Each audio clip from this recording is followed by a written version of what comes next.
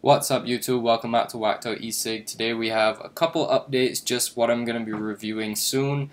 The winner of the giveaway and the HeatVape Invader Mini.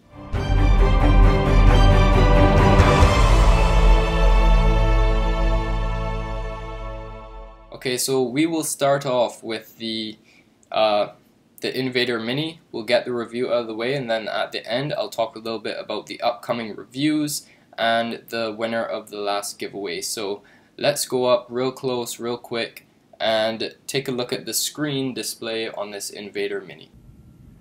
Okay, so this one that I got, I didn't get a box for it, but you can see it up close. I guess some people won't like the look of this, but I personally like it. We'll start up top. I have the Royal Hunter on here. So there's no spring-loaded 510 or anything. Everything is fixed because it is water resistant. But how it works is you screw on your atomizer or tank, whatever you have. You screw it on here so that it's nice and flush. And then you screw it on the mod, and that's it there. There's this here, which a lot of people think is the fire button, but it's just a thing on it. This is the fire button. You can see the screen comes on there. It says Invader Mini, and up top you have the up button and the down button, and this is your screen. So on the screen you get your wattage, your temperature, your ohms, and your battery life. So press the fire button and it'll ask you, like the DNA 40 clone I reviewed, it'll ask you if it's a new coil or the same coil. This is the same one that I just had, obviously, so I'll press down and it registers it. And since it knew from before that it was in temperature mode, it stays in temperature mode. Taking out the battery is really simple. Battery goes in there and the cap screws back on pretty simply. You're going to need to turn it on, 5 clicks to turn it on. It says hello Invader Mini every time you take out and put in the battery. You're going to need to register the coil. Oh, I didn't need to register the coil because it already knew it, but yeah, that's about it. So if you saw my review of the DNA 40 clone a while back, you'll notice that the display and the function of this chip or board is essentially the same thing, but I find this works a bit better, and this goes up to 50 watts. Also, it doesn't say DNA 40 or DNA 50 on it, which is good to see. It says hello Invader Mini. Let's quickly talk about some pros and cons of this device. So the ultimate pros are that this thing is basically indestructible. You can drop this, you can drive over this, you can do everything to this, and as far as I can tell, it will stay intact.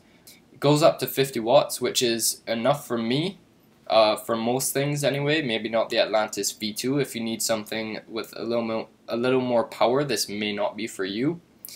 Temp control, big plus for me. Even if you don't use temp control, it's good to have it just in case you want to try it, or if you're not into building, you can get the replaceable nickel coils and now titanium coils for the sub-tanks, Atlantis, all that kind of stuff. So it's good to have temp control just in case you want it. The replaceable battery, this can be a pro or a con to some people. Considering that it only takes one 18650 battery, I'm happy that it is replaceable because, first of all, there's no charging port, which kind of sucks, but it makes complete sense because if there was a USB charging port, you wouldn't be able to splash it with water because it would get in the charging port.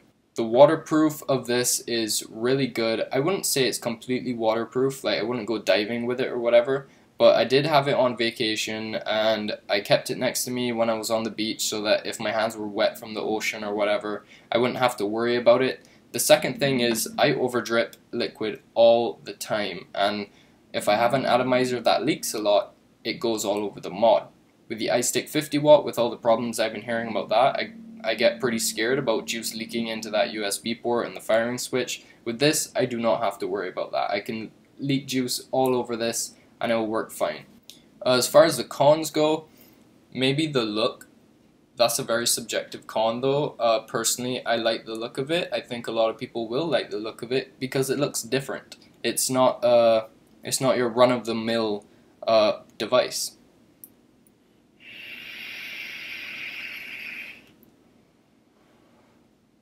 The next big con is the sleep mode. Now I say it's a big con, but it's only going to be a big con to some people, because if you leave this for even a short period of time, maybe like 5 minutes, and pick it back up, it will have turned off on you or gone to sleep. That can be annoying if you like just picking up vaping, but if you're chain vaping it, it's not going to turn off anyway. So personally, to me, that's not that bad, but it's something to mention in case that kind of thing pisses you off. The last con, and the most important con to me, is the battery life. Now it is one 18650 battery, but for some reason this just goes through batteries like nothing. I go through like 3 18650 batteries a day, but that is running it at 400 degrees, 40 watts with a 0.12 ohm coil, so maybe it's understandable, I don't know. Either way, one 18650 battery is not enough for this mod. I need about 3 a day.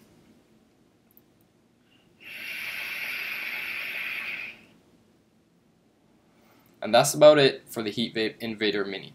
Now updates and the giveaway winner. So, first off, let's do the giveaway winner.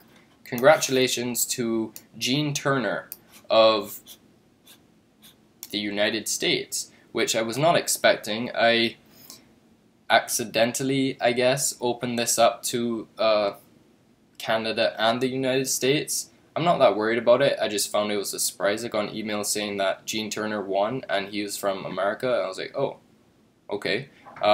So congratulations to you. I'll send that out as soon as possible and hope to get it in your hands. One thing to note with that, Gene, if you're watching this, clean it thoroughly. That thing was kind of dirty, but I didn't really complain about that because it was so cheap and it was from Fastech. You know, I kind of have to balance things out when I'm buying stuff from Fastech at such low prices.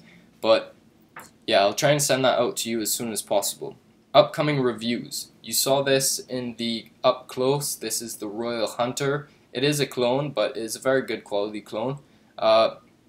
This is vaping really nice, and I have a review and a giveaway coming up for this. That will be fun. The El Cabron, really cool atomizer. You can fit huge wires into that, different coil builds, everything, great airflow, flavor. I have this stuff, Koga Cotton, which I also mentioned in the up close.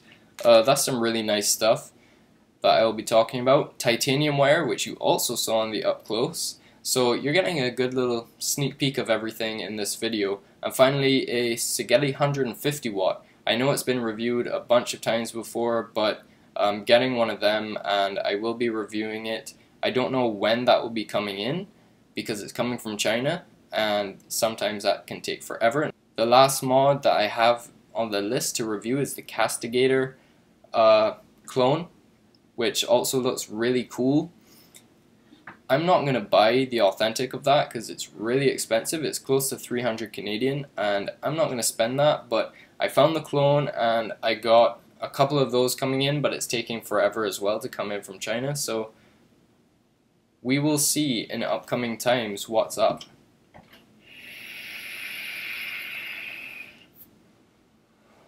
If you have any questions or comments about this HeatVape Invader Mini or any of the reviews I have coming up, just don't be afraid to leave a comment down below or message me on Whacked Out e-cig, or you can even post on the Facebook page that I can now comment on. So all of that will be in the description. E-cigarrettes.ca, where I got this HeatVape Invader Mini, will also be in the description.